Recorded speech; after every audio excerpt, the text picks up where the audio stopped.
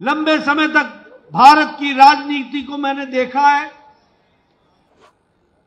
लंबे समय तक जब कांग्रेस पार्टी ने इस देश का शासन चलाया तो उन्होंने अपने शासनकाल में हमारे दलित भाइयों को, हमारे अनुसूचित जाति के भाइयों को कभी भी मानवता के दृष्टि से और इंसानियत के दृष्टि से उन्होंने नहीं देखा। जब भी उन्होंने देखा तो वोट बैंक की राजनीति के ध्यान में रख करके देखा। उन्होंने हमारे दलित भाइयों का, हमारे अनुसूचित जाति के भाइयों का वोट लेने का उपक्रम समझा।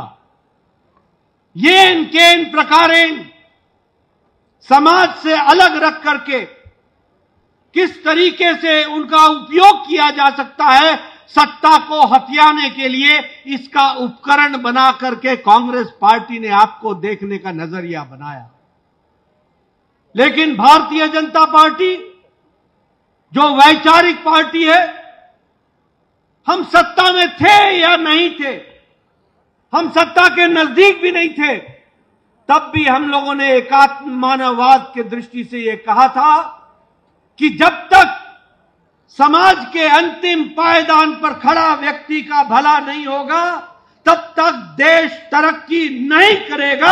यह हमने 51 और 52 में कह दिया। हमने उसी समय कहा था कि समाज में वंचित, पीड़ित, शोषित, दलित, जिसको लोगों ने वोट बैंक की राजनीति से देखने का उपकरण समझा है, जब तक उसको हम प्रथम पंक्ति में लाकर नहीं खड़ा करेंगे, बराबरी का हाथ नहीं बढ़ाएंगे, तब तक समाज आगे नहीं बढ़ सकता है। यह भारतीय जनसंघ और भारतीय जनता पार्टी ने कहा था। और इसीलिए कांग्रेस ने नहीं, भारतीय जनता पार्टी ने अंत्योदय का कार्यक्रम चलाया।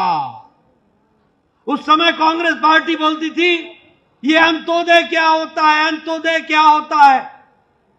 तो उस समय हम लोगों ने कहा था जब अंत का उदय होगा तभी भारत का उदय होगा, तभी भारतीय समाज आगे बढ़ेगा। इस बात को हम लोगों ने कहा था और मोदी जी ने उसी को आगे बढ़ा करके कहा, सबका साथ, सबका विकास, सबका विश्वास, सबका प्रयास। जब सबकी चिंता होगी, जब सबके प्रयास से चिंता होगी, जब सबका विश्वास मिल पाएगा और जब सब लोग मिलकर के साथ आएंगे, तभी समाज का विकास होगा। इस बात को ध्यान में रखें।